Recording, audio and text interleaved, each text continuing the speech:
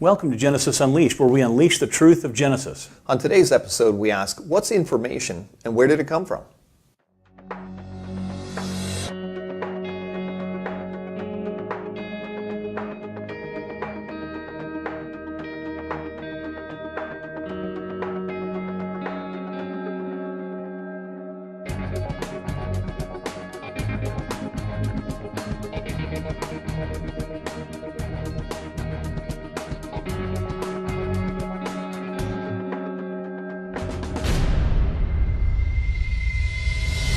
Welcome to Genesis Unleashed. Today we're going to talk about information. Information is a fascinating topic. It's something that has provided a subject area of, just a tremendous subject area for the advancement of creationist thinking and in proving that there's a God as much as you can prove such an idea. Right. Yeah, this is a very hard concept for atheists and evolutionists to explain, right? The concept of information. And we hear that term all the time. You might hear, in the computer, if you work in the computer industry or something like that. But we hear that term all the time. And of course, when you're talking about living things and where did they come from, we hear the term biological information. So can we make, analogies, etc.? That's what we're going to be looking into here. Yeah, so first we need to define our terms. What is information? Right. And we can look at different things like, first, if you have a rock face, you can see a rock face there, or you have rock faces, like on Mount Rushmore. Right. There's more information. There's information in those rock faces that is not in the rock face. Right. So rock doesn't contain information, naturalistic rock. It had to be added to that matter in order for there to be that information in the past. And you can do the same thing. You think about a boomerang, right? You got a returning boomerang. Obviously, somebody took a tree, carved that tree, into a smaller portion, a piece of wood, and then, trees do not contain information for weapons that can return when you hurl them. So somebody added information to that piece of matter. Turning a lizard into a bird. That's another example. Now we're talking about biological information, where you have information in a lizard that is the instruction code, talking about DNA here, the instruction code in a lizard to build a lizard. A lizard doesn't have the genetic information to build feathers, for example, that birds have. So in the evolutionary scenario, if lizards evolved into birds or some type of reptile evolved into a bird, new information would have had to have been added that lizards don't have, that birds do. Now, of course, when you're talking about atheistic evolution, that there is no God, there's no creator, no intelligent design. Not only do you have to account for increases of information that weren't there before, you have to actually account for information itself as an entity, right? So let's go through this. I mean, information isn't something most people encounter in studies a lot. There was a brilliant man named Claude Shannon. He's an American mathematician, mathematical engineer, and he's considered the founding father of electronic communications, really, because he really studied information. He wanted to learn, well, how can we make information easier to package and send and so on. And so most people, if they've thought of information theory, Claude Shannon comes to mind. But when he was talking about information, you're trying to define this term, he was interested in statistical amounts of information. For example, how do you make that smaller? How can you, transmit it easier? I mean, if I take my keyboard and I press the letter A and I just hold it down for 3 hours and then I print that off, what I just held down for 3 hours, statistically, I'm going to have a ton of information, but dynamically, I have very little. What's that communicating, right? And then so you hear, for example, some of the intelligent design group, they will talk about, complexity, right? Complexity of things. I could take the English alphabet. Well, it's complex, right? It's very specific complexity. But if you just have it sitting there, it's not really giving you a lot of information. Okay, maybe you could repeat it over and over again, get as many letters, the 26 letters repeated over and over again to equal the number of A's that you have. Right. It's different. It's different, it's specified, it's complex. Right. But where we really see information at its highest level is when you take some of those letters and you actually create a message with them using it as a language, as a code system. And it's at that point that information reaches its highest level of complexity and usefulness. Yeah. So there are different levels, different ways we can recognize and measure information. And here are the 5 basic levels of information.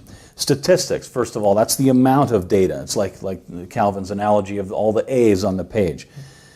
Cosyntax. That's a new word, actually. That's a created word, actually. It's a newer created word. It's a combination of code and syntax. So cosyntax, and that's syntax, of course. Right. That's the next level of information. That would be like the alphabet.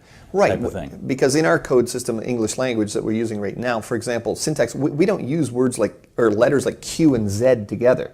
QZT, you never see that in an English word. There are other words that go together, like Q and U, for example, is very common. Right. So we're talking about information at that level then. Right. How do you use those specific letters? Yeah. Then there's semantics. That's the meaning of the actual letters.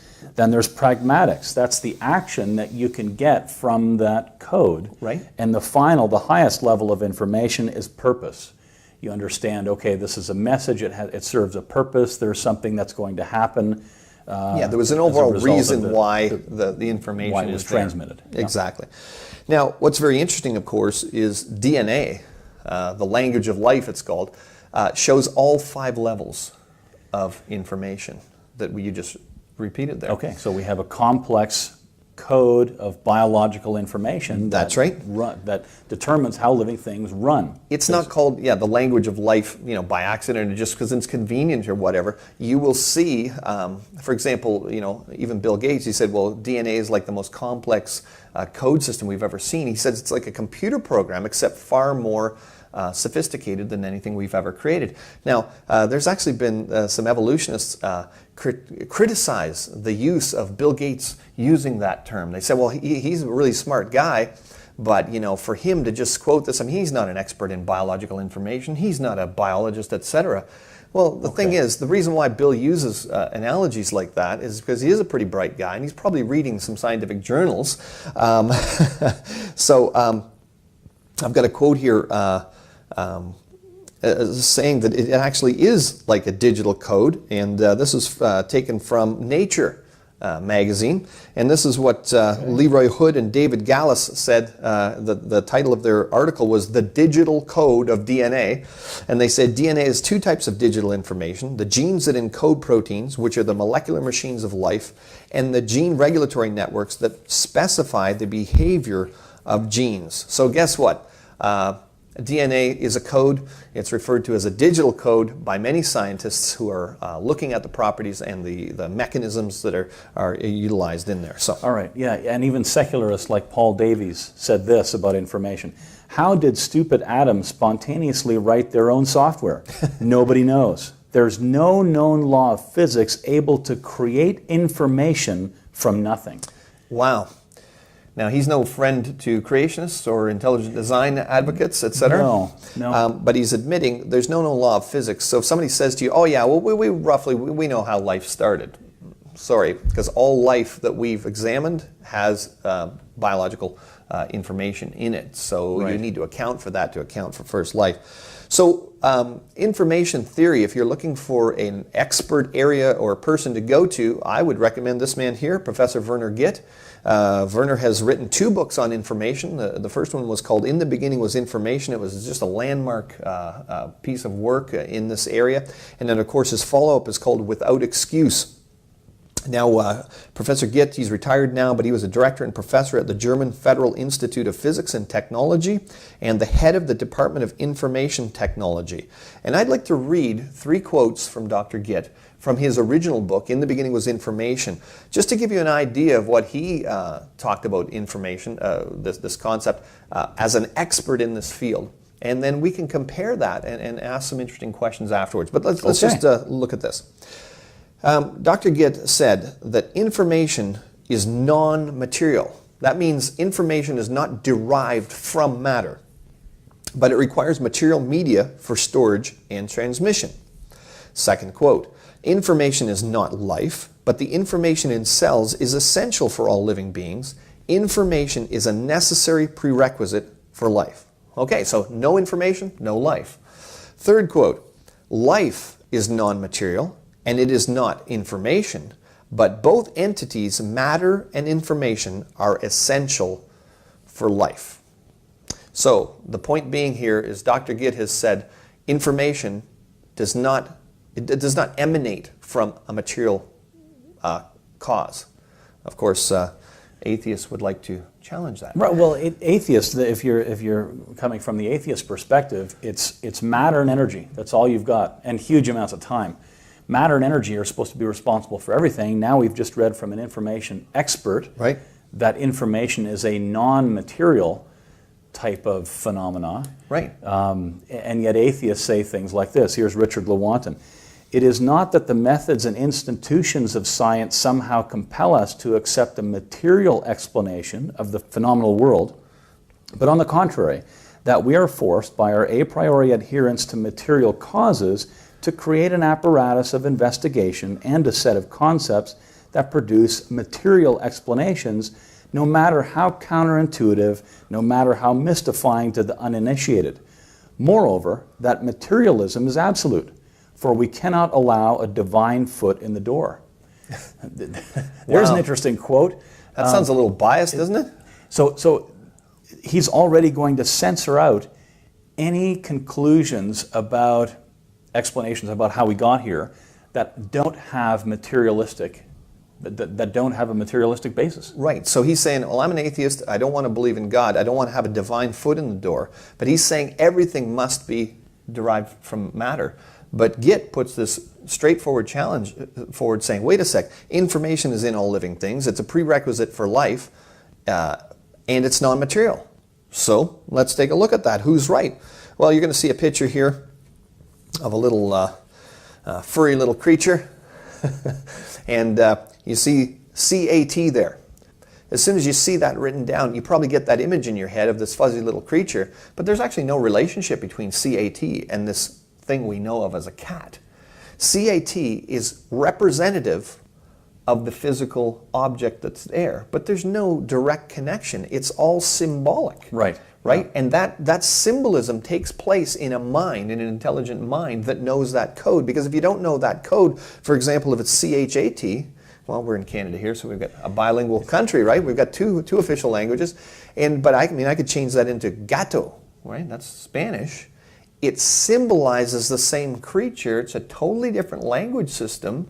So first thing you need to know about information is it's symbolic. There's no direct link between matter and the thing that you're talking about here. Yeah. For example, here's another thing about information. Let's say we're working on a presentation, and you finish it, and you take a blank CD and you stick it in your computer. There's no information on it. And then you download whatever you're working on, the project, onto the CD. You pull out the CD. Is the CD any heavier? No, right? It's the arrangement of the little electromagnetic, the pits on the disc that the laser reads. They've changed. But it's not heavier. I mean, does your head get heavier when you think of a new idea?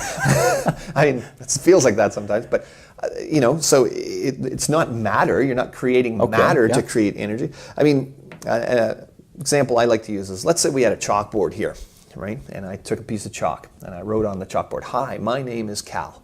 This is Richard beside me." Now, if you were looking at the information on the board and you said, well, where did the information come from? It wouldn't make sense to say, well, it came from chalk.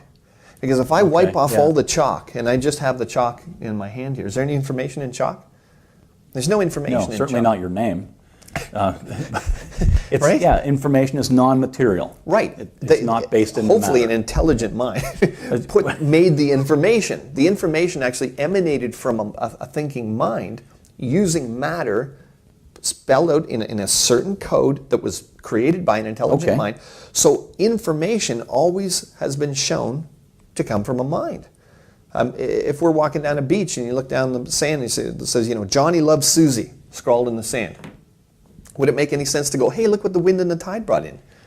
That would not be an intelligent conclusion. we quoted from Dr. Gitt, who's an information expert, but all of us know that information comes from intelligence through everyday experience, like the example you just gave. When you walk along a beach, you recognize the structures in the sand that the waves will make, and information. Right. And information comes from intelligence. Everyone knows that. It's just part of our common experience. That's right. So we're not talking about when when we're discussing this in a origins debate, creation versus evolution, etc., people can't turn to us and say, well, yeah, but there might have been some way we don't know of. It's like, well, if you want to argue like that, that's fine. It's completely by faith. You've never observed it once. If you want to talk about science, which is what most people want to talk about when well, there's no God and science proves this and all that. Okay, well, if you want to go by science, what we've actually observed in our experiences, we win. That's the bottom line. There's nothing terribly profound with what we're saying here.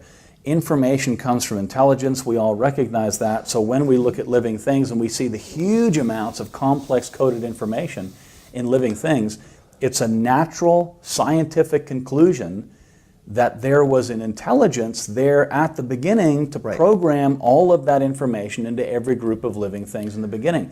It's a natural, it's a very scientific conclusion based on what we have discovered about information today. Exactly. So any one of the codes we see, you think of something like Braille, for example. That's a different type of code. Okay, yeah, it's English, not writing. It's raised bumps is what it is, right? That's what it is, so people can't see.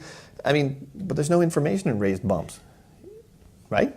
I joke with the youngsters. You're a teenager, you got a raised bump on your nose. There's no information in there. you got some acne. Bad information. Yeah.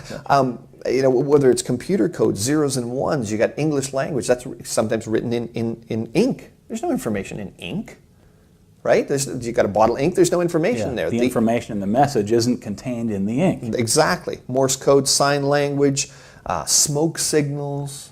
There's no information in smoke unless you know particularly how to, arrange it in a certain way, and that always comes from an intelligent mind. Well, DNA is made of sugar, phosphates, and bases. If you take those basic elements, there is no information in that. There's no information in sugar, but I could grab a bag of sugar and I could pour it on the floor here and, hi, my name is Cal. If I arranged it, you'd be able to read something from the sugar. Yeah, but then it's intelligence again that imposed information on the matter. Right. So we're back to creation. We're back to intelligent design. That's right. DNA being the most sophisticated code anyone has ever seen. It's just staggering what they're finding out about DNA and codes. That's right, yeah. And you can go to creation.com. There are so many articles and just the sophistication in DNA. I really encourage you to get there. And evolutionists will say as well that we're looking for, or not necessarily evolutionists, but the folks at SETI, the Search for Extraterrestrial Intelligence, right? They know how to recognize information. If you see a non-random pattern in your radio telescope that you're receiving from the distant reaches of the universe, so they're searching for alien life or signs of intelligent life out there. They're looking for some non-random code, right? And when they find it, again, we're belaboring this a little bit here. We all recognize information. Right. And there are great attempts by atheists and evolutionists to say, no. What we have in the DNA there, that's not really information. You make the analogy between real information that we have, like in books that you read or Braille or whatever, to the biological code that all living things run on. We can. Information always comes from an intelligent mind.